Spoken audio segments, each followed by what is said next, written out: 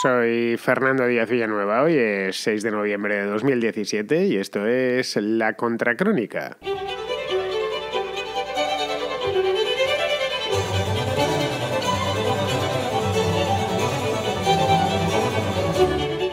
Supongo que estaréis al tanto porque es uno de los temas estrella de este otoño. El caso Harvey Weinstein. Habéis oído hablar de él en multitud de ocasiones a lo largo de las últimas semanas. La verdad es que parece el título de una película y no dudo que terminarán haciéndola con el tiempo y si no ya lo veréis. Pero no, es un caso real, real como la vida misma. El mes pasado, dos periódicos de Nueva York, el New York Times y el New Yorker, informaron que un grupo muy numeroso de mujeres, al principio aparecieron unas pocas y luego cada vez fueron apareciendo más, muchas de ellas conocidísimas estrellas de cine, acusaban a este hombre, a Harvey Weinstein, un productor muy célebre de Hollywood, que este hombre las había acosado sexualmente y en algunos casos incluso las había violado. Como vemos, eran acusaciones, muy bien fundamentadas, con pelos y señales, y que con las que la prensa todavía se sigue regodeando, porque siguen saliendo historias de estas, y ya no solo en el Times o en el New Yorker, sino en otros muchos medios de comunicación. Bien, a partir de ahí se abrió la caja de los truenos. Weinstein fue despedido de su empresa, de la empresa que se llama como él, de Weinstein Company, que es una productora de cine, la heredera de Miramax, que también la había fundado él, y expulsado de la Academia de Cine.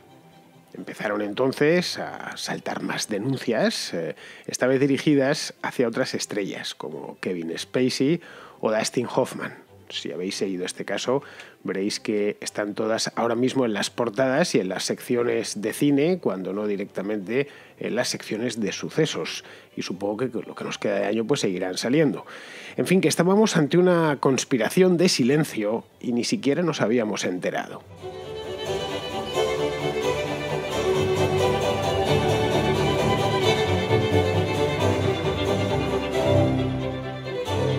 Harvey Weinstein era un tipo muy conocido en Hollywood. Bueno, más que conocido, era venerado en Hollywood, venerado y temido. Más venerado que temido porque todo el mundo trataba de estar cerca de él. Era un productor, era la persona que ponía el dinero, o la que conseguía el dinero por lo menos, y eso le había hecho merecedor de cierta fama en todo el mundo. El que más y el que menos, los aficionados al cine, por lo menos, pues yo desde luego sí conocía su nombre, sabía quién era, además llevaba muchos años. Este hombre tiene ya... son 65 años, una cosa así, y llevaba como 30 y tantos produciendo películas, los últimos 20 o 25, películas taquillazos, películas muy famosas. De hecho, a él se deben algunas de las grandes películas del último cuarto de siglo, películas tales como Pulp Fiction, bueno, todas las películas de Tarantino, creo yo, si no todas, casi todas las películas de Tarantino, las ha producido y las ha distribuido el propio Weinstein, primero como Miramax y luego como The Weinstein Company.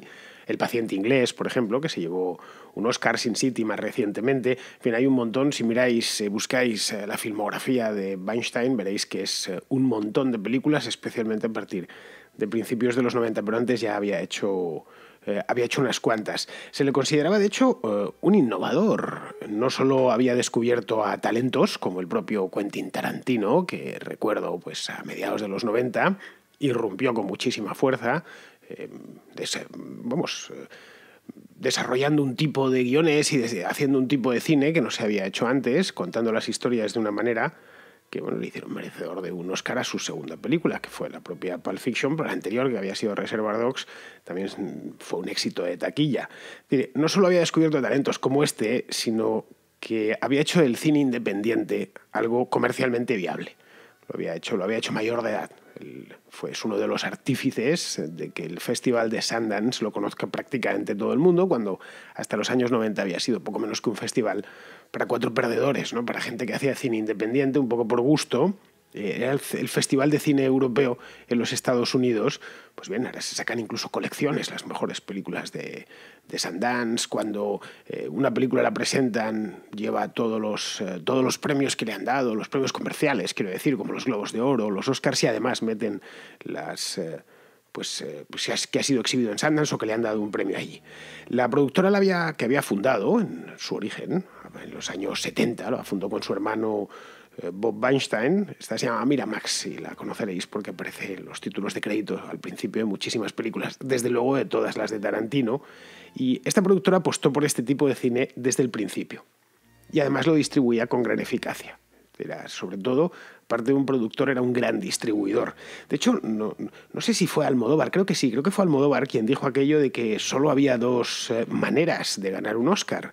Una era que Weinstein te distribuyese la película y la otra era rezar mucho. Es decir, fijaos que para que llegase su fama tan lejos como España. De hecho, al propio Almodóvar le distribuyó Atame, que esta es una película del año 1990, si mal no recuerdo, y que no consiguió un Oscar, eso es cierto, pero sí permitió a su protagonista, Antonio Banderas, esta Victoria Abril y Antonio Banderas, hacerse un nombre en los Estados Unidos. Es decir, a partir de entonces, si esto fue en el año 90, pues no sé si Antonio Banderas hace su entrada por la puerta grande en Estados Unidos un par de años después. Es decir, que se convierte en la celebridad que soy, que no solo cualquier español, sino cualquier norteamericano conoce el nombre de Antonio Banderas. Bien, pues esto se debió fundamentalmente a que Weinstein había producido esa película de Almodóvar, que había saltado del circuito puramente español o incluso europeo. Mujeres al borde de un ataque de nervios se había visto en otros países de Europa, en Italia, en Francia, pero no había llegado a los Estados Unidos.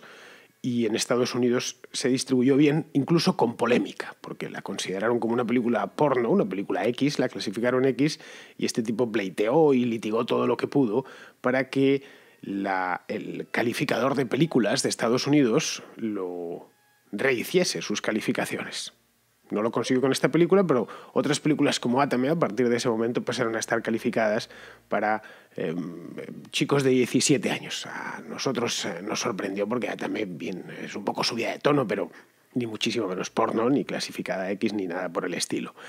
Pero con Weinstein había otra dimensión, aparte de la puramente cinematográfica, que es la que conocíamos todos. Era desconocida muy conocido para el gran público todo lo que había hecho y en qué había estado metido, pero en cambio para el gran público, es decir, nosotros mismos, había otra dimensión que era total y absolutamente desconocida, pero que no lo era en absoluto dentro del mundillo hollywoodiense. Allí, al parecer, según nos hemos enterado ahora, era algo común, relativamente común, saber estas cosillas, estas interioridades del productor estrella. Al parecer, Harvey Weinstein era un depredador sexual insaciable. Digo insaciable, insisto, porque hasta la fecha han salido 80 mujeres, casi todas actrices y modelos, pero vamos, no le hacía ascos a empleadas de menor categoría, las que han denunciado acoso sexual, algunas de ellas incluso con violación incorporada. Es decir, el acoso sexual es una cosa muy fea, pero la violación no os quiero ni contar. A fin de cuentas implica es un asalto con violencia, ¿no? En fin, no hay palabras para describirlo. Luego Weinstein, aparte de eso es lo que hacía en sus ratos libres y a escondidas, y lo hacía de manera repetida, porque si tenemos solo sobre la mesa ahora mismo 80 casos, ¿cuántos no habrá que no han aflorado? Luego pues purgaba sus culpas el tipo este y tranquilizaba su conciencia con donaciones muy generosas a todo tipo de ONGs. No sé dónde leí el otro día que incluso le daba dinero a ONGs contra el abuso sexual en el tercer mundo, lo cual me pareció ya cerrar el círculo. Dije, bueno, esto es fantástico. Este tipo de cosas, a quien le encarguen el guión de la película que se hará sobre este hombre, que no se olvide de este dato porque es el dato definitivo. Las otras eran pues contra la pobreza y tal. Luego abogaba directamente por todas las causas típicas de la izquierda americana, como el control de armas o el seguro médico universal. Apoyaba también con gran entusiasmo y públicamente al Partido Demócrata y a sus candidatos para la presidencia. En 2012 incluso, es decir, hace no tanto tiempo, llegó incluso a organizar en su propia mansión, en Connecticut, no muy lejos de Nueva York, un acto para recoger fondos para Barack Obama. Cuando empezaba la campaña, estas cosas, el fundraising que llaman en inglés, ¿no? Para levantar fondos. Es decir, que se lo tomaba muy en serio, que no se limitaba a hacer una transferencia, pues venga, voy a donar un poco a los demócratas, como hacen todos los millonarios americanos. Se involucraba personalmente. Es decir, era un tipo que lo tenía todo. Se dedicaba al cine, promovía las películas independientes, era relativamente conocido por el gran público, distribuía incluso las de Michael Moore, el director de cine documentalista, que hace estos documentales tan famosos como Bowling for Columbine o Fahrenheit 9/11, Chico, por ejemplo. y luego se apuntaba a todas las verbenas benéficas. Es decir, era uno de los buenos. Se miraba a sí mismo en el espejo por la mañana y decía: yo soy de los buenos. Me dedico a un oficio de buenos y además me ejercito como bueno continuamente. Y eso es como se vendía hacia el mundo. Así lo hacía ver, ¿no? Retratándose con las estrellas de cine en el Festival de Cannes, en la Berlinale o en la ceremonia de entrega de los premios Oscar. Estas fotos las podéis ver porque ahora con Google está todo disponible, entonces no tenéis más que buscar Weinstein Berlinale y aparecer allí con un montón de estrellas de cine, sonriendo, cuando no directamente recogiendo los Oscar, porque él distribuyó o produjo directamente, creo que leí el otro día que 80 películas en las que él había estado involucrado habían conseguido el Oscar. Caray, es normal que Almodóvar en su momento dijese que para llegar a eso había que pasar antes por el despacho de este hombre. Así que era un tipo de puertas afuera, exitoso y además bueno. Bueno, lo que ya digo, lo tenía todo. Pero de puertas adentro era solo lo segundo. O mejor dicho, era solo lo primero, era solo exitoso. Porque sus andanzas han llegado tan lejos que todos las conocían. Si no al detalle, sí de un modo general. Todos dentro de ese mundillo. La pregunta que muchos se han hecho después de enterarnos, y ya va para un mes, esto salió creo que publicado el día 5 o 6 de octubre, hace justo un mes, a estas alturas diciendo, bueno, era eso mismo, un depredador. ¿Por qué no se denunció antes? Porque no eran ni 2 ni 3, de hace 20 años, eran 80. Más las que vayan entrando en el club de denunciantes. Eso evidentemente lo tendrán que responder ellas y lo tendrán que responder una a una. Aunque bien podría ser porque ese tipo de comportamientos fueron siempre relativamente normales dentro del universo de Hollywood. Y por extensión en toda la industria del espectáculo.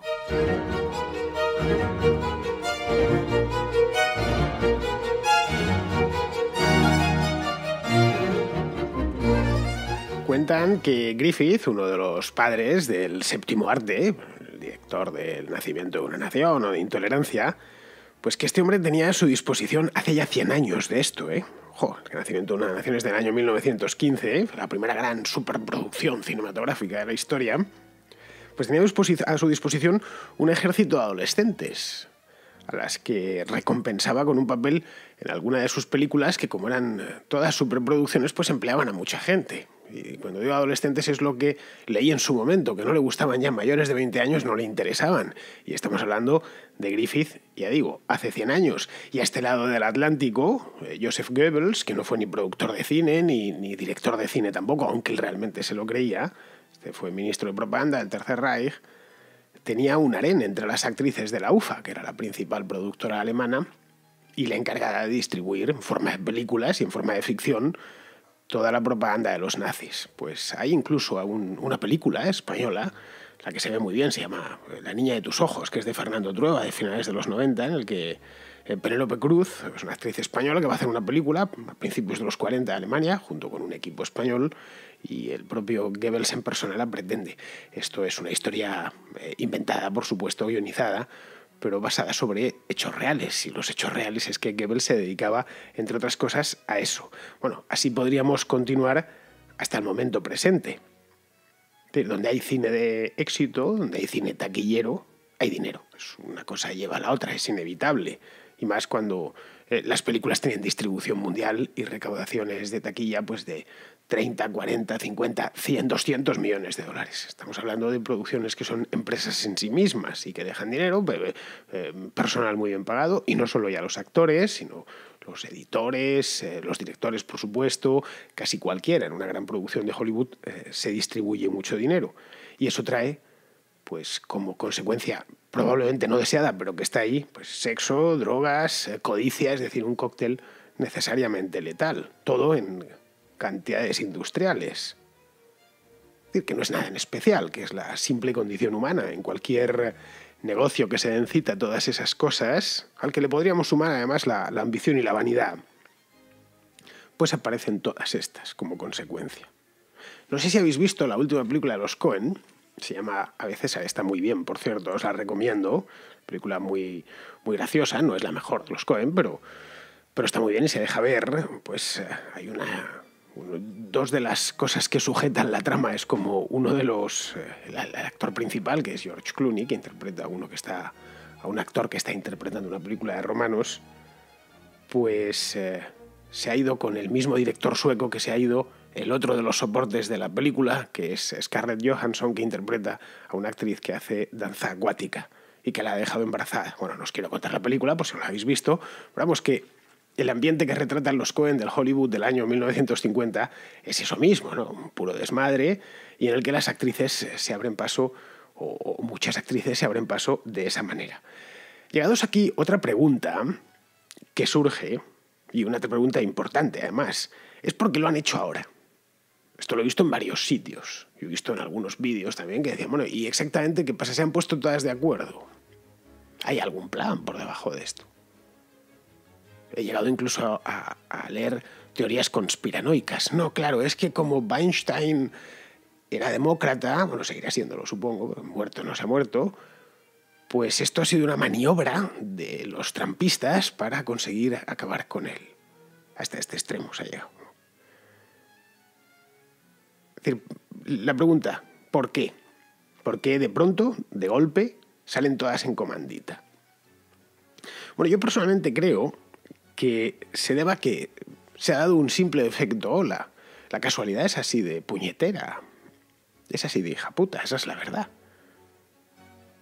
Es decir, esto empezó una, o empezaron 3 o 5, que como es el caso, y luego en un mes han ido saliendo todas las demás. Parece una tontería, pero a veces suceden estas cosas. Esta vez Weinstein no ha tenido suerte en una palabra como si tuvo en otras ocasiones. Otras veces le habían acusado de lo mismo exactamente, pero solo mediante insinuaciones. Lo comentaba, lo llevaba el otro día, creo que era el New Yorker, que decía, no, si ya Courtney Love, la que había sido mujer de este hombre caray, el del grunge. Bueno, que esta ya lo sabía y que ya había dicho en alguna ocasión que nunca se metiese a las actrices jóvenes, que nunca se metiesen en un hotel con él, porque todas sabían lo que había pasado. La propia Gwyneth Paltrow, que ahora se ha apuntado a todo esto, había dicho hace ya 20 años de esto, que a Weinstein había que decirle que no por una o por 2 cosas, dejando entrever la segunda. Eso es lo que hasta ahora se había acusado. También se le había acusado directamente. Eso es una posibilidad. La otra es que directamente le tuviesen miedo, entonces no querían. No, este tipo se carga nuestra carrera. Pues se la carga incluso antes de que empiece. Probablemente se lo tenían, no me cabe la menor duda. En el mundo del cine no abunda el compañerismo. No nos engañemos, sino la competencia más despiadada. Y tiene lógica que sea así. Las oportunidades son escasas, estrellas hay pocas, por eso son estrellas. Decimos, la constelación de Hollywood está formada por muy pocas estrellas. Pasa algo parecido en el mundillo de la música. Y como hay tan pocas oportunidades de ascender, pues ascender hasta arriba, quiero decir, y convertirte en una estrella, pues muchos aspirantes están dispuestos a casi cualquier cosa para tomar ventaja sobre sus competidores. Esto es algo que o se sabe o se sospecha. Que hay muy pocos, se producen pocas películas. Hay, por lo tanto, pocas oportunidades de conseguir papeles. Los que ya están instalados quieren mantenerse y van a hacer también cualquier cosa para mantenerse y juegan con ventaja, pues ya están arriba. Y los que estamos abajo tenemos que estar dispuestos a todo tipo de empresas, por inmorales que nos parezcan, para conseguir, bueno, pues cruzar la línea. Y una vez establecidos, pues ya será más difícil movernos de ahí. Esto no es una cosa exclusiva del cine. Cualquier tipo de negocio que opere de la misma manera, nos encontramos con estas faltas de compañerismo, esta falta de solidaridad entre los que están abajo. Es un negocio de estos del ganador se lo lleva todo. Hay millones de actores, pero realmente solo podemos decir de memoria 20 o 25 en el mejor de los casos, que tengamos en la cabeza. Y hay millones de actores en todo el mundo. Algo similar a esto hemos visto en el caso de Kevin Spacey, que ha sido otro. No es el único, ahora han empezado a salir un montón de nombres, que está viviendo su calvario particular con esta historia. A cuenta de lo mismo. Le salió un actor, que ya es actor, es un hombre ya de 45 años, pero que cuando era un chavalín, cuando era jovencito, Spacey se le insinuó, intentó, le asaltó. A partir de ahí empezó a salir más. Y al parecer, con Spacey pasaba algo parecido a lo de Weinstein, pero entre los gays, porque a Kevin Spacey no le gustan las mujeres, o no le gustan por lo menos para eso. Y como esto pues ha seguido rodando la bola, y han empezado a salir un montón de nombres más. Es decir, nos encontramos ante una conspiración de silencio idéntica que al final se ha terminado transmutando en un escándalo ensordecedor, que es el que tenemos delante nuestro. Sí, tan pronto como se ha roto el dique, se ha producido la riada. Porque no ha sido más que esto, yo no creo, o por lo general no creo, en 9,9 de cada 10 veces no creo en las teorías de la conspiración. En este caso creo que ha sido por pura casualidad. Ha sucedido como no podría haber sucedido. La carrera de Weinstein desde luego ya está acabada y quizá termine en la cárcel. Si se terminan demostrando pues violaciones que algunas son muy recientes, como la de Paz de la Huerta, que es una actriz, decían el otro día a la prensa, actriz española, no, actriz de padre español y con apellido español, pero ya es norteamericana. Yo la conocía a raíz de Boardwalk Empire, que es una muy buena serie, tiene un papel secundario. Pues al parecer a esta mujer la violó en el año 2010 y la violó 2 veces. Luego es reciente y no está prescrito ese delito ni muchísimo menos, así que podría terminar Weinstein con 75 años en un penal. Es decir, que esta vez en una palabra no ha podido esquivar el hachazo como sí hizo en otras ocasiones. Hizo hace un par de años con una modelo principiante que mediante amenazas y al final soltándole un dinero pues se acabó el asunto. O como hizo en 1997 con Rose McGowan, que al final ha terminado apuntándose a esta también. A esta, según cuentan, le propuso un arreglo de $100.000, que no está nada mal. Rose McGowan en aquel entonces debía tener 23 o 24 años, para que se callase. Sí, en otras ocasiones la cosa, diríamos por emplear una terminología bélica, no escaló. Esta vez se ha escalado y se ha desmadrado. Y además deja un precedente, bueno, desde luego para los que se dedican a estas cosas, muy peligroso. Pero para todo lo demás, para todos los demás, es por lo menos esperanzador. Al menos gentuza, como es el caso de Weinstein, se lo van a pensar 2 veces. En fin, que el viejo refrán, que dice a cada cerdo le llega su San Martín, nunca tuvo una encarnación más perfecta. Noticias Mierder. La noticia que no te interesa, pero que estás deseando escuchar. Porque en la Contracrónica sabemos que reírse es un asunto muy serio. Hoy no es que tenga la noticia mierder, hoy es que tengo la super noticia mierder que me envía Adrián de Toledo. Os paso a leer el titular para que os sentéis, ¿eh? O si estáis corriendo, por favor, parad y sentaos en un banco del parque, porque esto es de carcajada garantizada. Os lo digo ya, lo llevaba ayer, lo tengo delante en público, pero lo llevaban también otros periódicos como Libertad Digital, dice directamente así. La Asamblea Andaluza declarará el 4 de diciembre su independencia y la creación de los países andaluces. Bien, ¿quién son estos tipos? Claro, yo al verlo me he reído más. Aquí en la versión de público aparece un mapa de estos países andaluces y está formado por Andalucía propiamente dicho, eso sí, con nuevas provincias un poco napoleónicas, Bajo Guadalquivir, Alto Guadalquivir, luego Granada, el antiguo Emirato de Granada lo mantienen, lo que implica meter la provincia de Málaga, la de Almería y partirla de Jaén en 2. Luego incluye también el Algarve portugués y el Alentejo portugués, la región de Murcia entera, un trozo de la de Alicante y el Rif completo, es decir, la parte esta del norte de África. Entiendo que también incluirá Ceuta, Melilla y Gibraltar, aunque no se atreven a decirlo. Vamos, si han metido, no creo que vayan a dejar que el imperio madrileño se quede con Ceuta y con Melilla. Pero bueno, la cosa es que estos, diréis, ¿quién son estos frikis? Bueno, estos frikis que están aquí, que además se presentan en la diada, me tengo unas fotos delante con Junqueras y con algunos líderes de la CUP. Es un tipo que lleva muchos años en esto, no es un recién llegado. que se llama Pedro Ignacio Altamirano. No es un crío, ¿eh? No penséis que esto es un chaval de 22 años con la tontería. Un señor ya de cierta edad, que no cumple los 60 y lo mismo tampoco los 65. Bueno, pues este ha dicho que este 4 de diciembre, es decir, dentro de menos de un mes, va a proclamar la República Federal Andaluza. La cosa es que le han hecho una entrevista en el que, bueno, le está diciendo que ahora que ya que Cataluña se moviliza por, abro comillas, un derecho tan básico como es el poder votar y decidir sobre su futuro, los andaluces no podemos permanecer al margen, y esa es la razón por la cual pues eso se va a meter a declarar la independencia de Andalucía.